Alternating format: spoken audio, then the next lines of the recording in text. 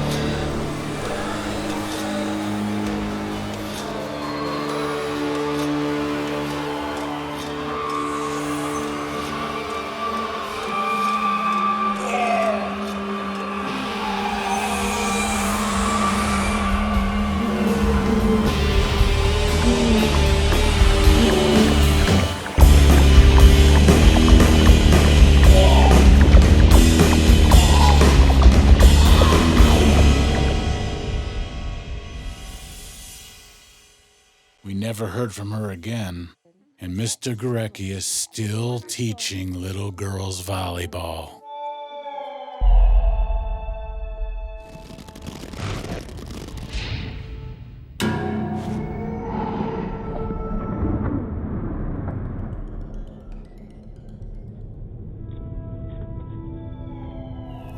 I sometimes think about Ghost Eye. I can't seem to remember her real name. From time to time when I'm driving my taxi, I get a feeling she might climb in for the next ride. But unfortunately, it's mostly drunks and lowlives.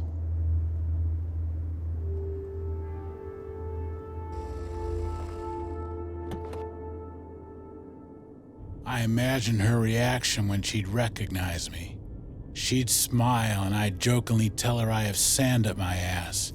And I'd drive her deep into the night and she can cut my gut open and rip out anything she wants. I'm so sorry I ever made fun of that girl. At the end of my shift, I'd drive to the warehouse and stare at the TV. Nothing on but deranged cartoons and idiotic commercials. Amber and Grace are also around. They kinda moved in, I guess. I remember meeting Amber, a stripper that crawled into my taxi late one night, drunk and shivering. She looked frightened and told me about this weird guy she had just met. He was fat and bald, but he had a lot of cash and a craziness in his eyes, so she went along with him for the night. They were both good and drunk and stumbled down the pier. Suddenly, she saw some sort of flame in his eyes, and it made Amber fire off in some kind of fury.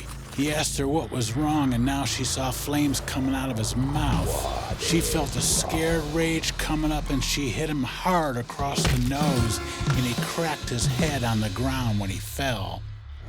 But he got up, and his mouth was all crooked, and his arm all kind of bent out of shape, and he calmly asked her for an apology and a smoke. She couldn't believe this was actually happening. Maybe she was hallucinating. The adrenaline and other brain chemicals rushed to her head and she whacked him again. Hard. His nose made a loud cracking sound, but he wouldn't go down.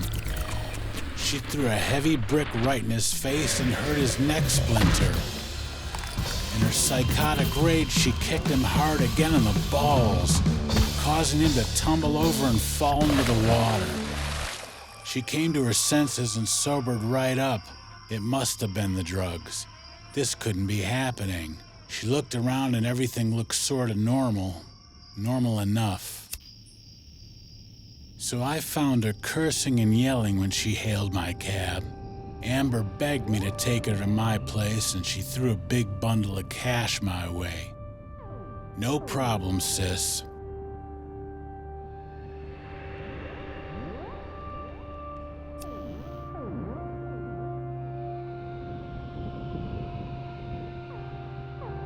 I crashed on the couch and she locked herself in my bedroom. Up until this day, I can't tell whether she killed a man or not. Maybe that's why she screams at night.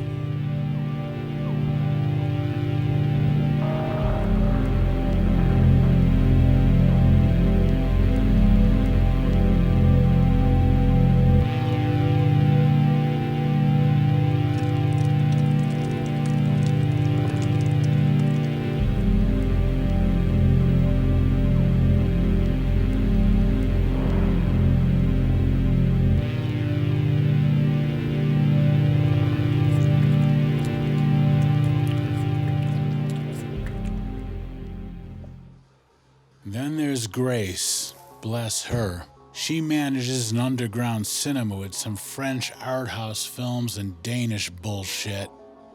We met at some poetry reading where she suddenly started laughing out loud. I asked her what the joke was and she replied, "Nothing. It just dawned on me that all these people in here have got assholes. Even the Queen of fucking England has an asshole." There was something about her liveliness that cheered me on, as if there was a world where things weren't all black and diseased and hungover. When I come home at night, these two pets are usually there, mostly drinking or drunk, and sometimes we sleep in the same bed, but nothing more. We all dream loud and wake up violently and coughing and screaming, and I guess we find some sort of company in our anxieties. When the night falls, I take my cab out and hit the streets. Usually I start around the bar area and then move over to the stripper joints. I'm always expecting the same drunks and lowlives to crawl in, but I wasn't expecting Big Henry.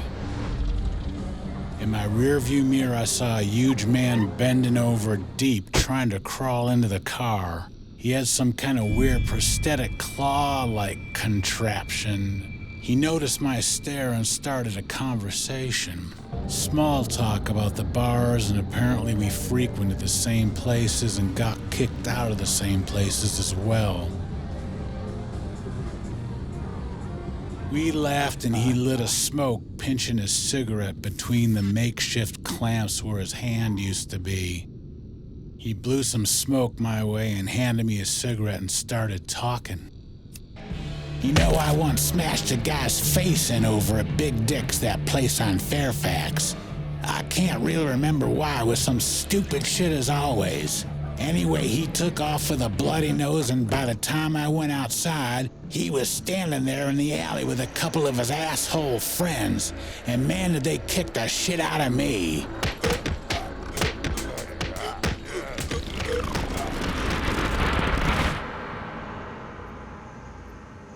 When I woke up, the fuckers had sawn off my arm. My arm! Can you fucking believe that?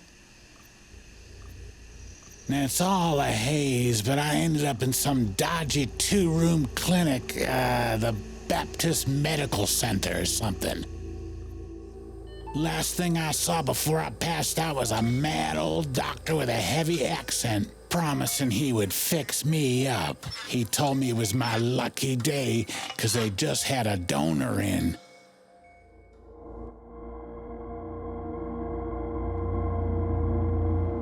I must have been asleep for hours or days, and then the sunlight pierced my eyelids.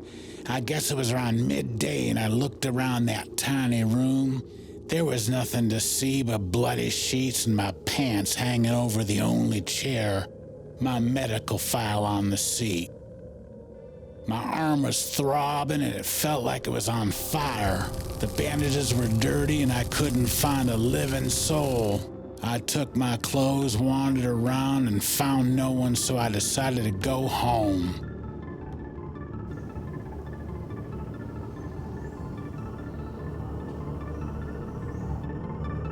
My head was killing me, and I felt sick.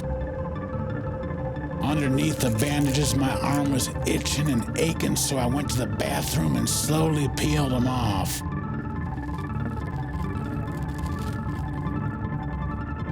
What I saw was the most beautiful little girl's arm where my arm used to be. I wanted to scream, but I couldn't. It was pure and innocent, so I tried living with it.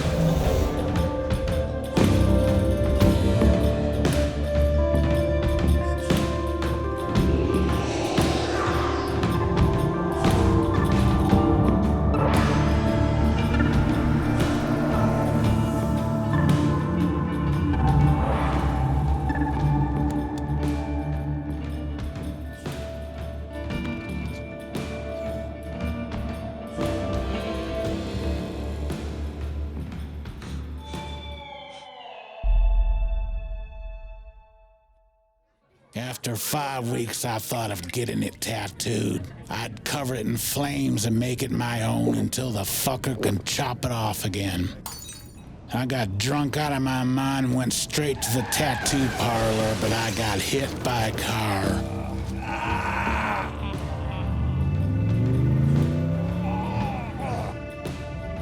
Anyway, because I have no medical insurance, I'm stuck with this thing. I listened to him, didn't know what to say, so I just chuckled a bit. The rest of the ride was silent. We finished our smokes and he got out. My shift was over, so I took to the bar and started knocking him down heavily. After these drinks, I'm heading home.